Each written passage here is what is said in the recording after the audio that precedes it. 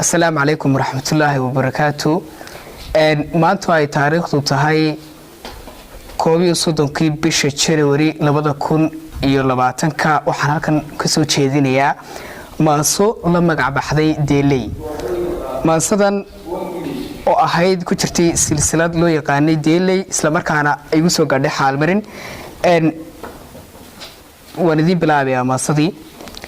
darme iyo xariiriyo inuu dumarku dahab yahay ku ka daahan yahayo adaan ku daliishaday digniin inaan ku siiyay baldhigaysa Deeley hadaan aqalka daahiyo dahada yar loo xidhin duco wada alooliyo dusha cawska lagu xidhin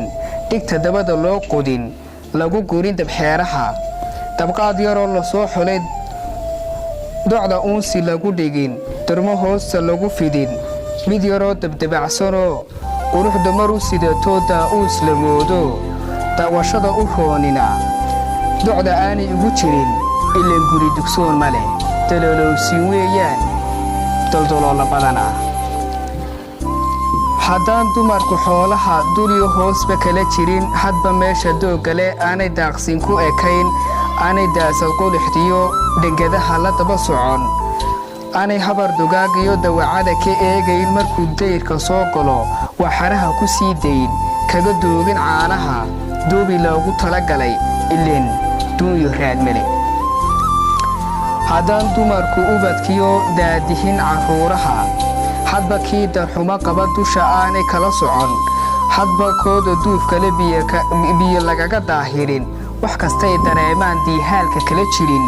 ileen uba daryeel male